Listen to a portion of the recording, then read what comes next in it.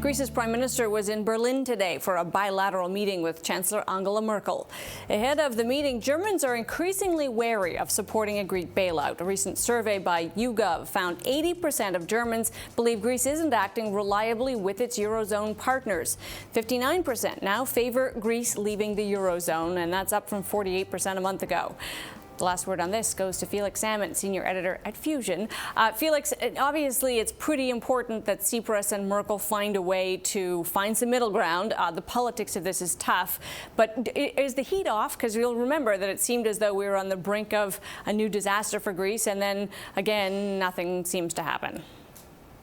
Well, we seem to have these sort of rolling deadlines. Some huge deadline happens and then something gets hammered out like at the very last minute, but it only kicks the can down the road for 2 or 3 months, and then you get the same thing again and again and again. And it seems inevitable that at one of these points in time, something's going to go horribly wrong.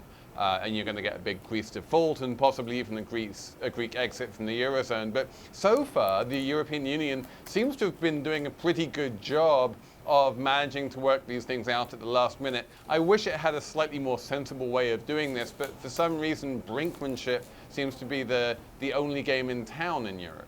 So let's talk about what it is that Greece needs from Germany and how relevant it is that the German people seem less and less interested in Greece in the Eurozone.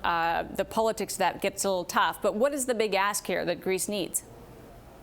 Well, so that's actually the interesting thing, that Tsipras and his finance minister, Yanis Varoufakis, have actually started asking for basically an old-fashioned bailout. They ran on a platform of no more bailouts. We're sick of being told what to do by the Germans.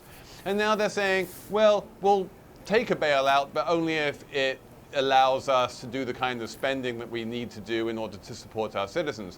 So what that does, and what we saw today in the meeting between Merkel and Tsipras, was precisely this kind of, we're both at the same negotiating table, negotiating the same terms, and now we just need to find some kind of, as you say, a middle ground, a document which we can both live with. I think that's a serious advance over what we had feared, I think, when Tsipras first got elected, which was that he would refuse to negotiate at all and just say, I'm not taking any more money from you people, I'm not taking any more debt from you people, I'm not paying you back, and put his foot down that way.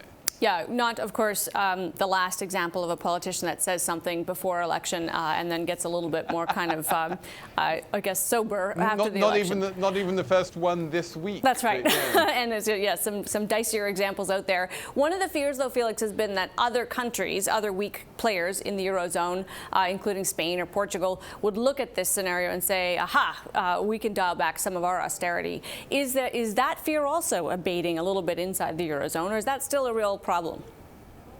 Oh, if you look at the rise of Podemos in Spain, which is basically the Spanish equivalent of Syriza in Greece, it's a huge power, and it's a more or less overnight power. It's come up and it's turning the Spanish electoral politics on their head.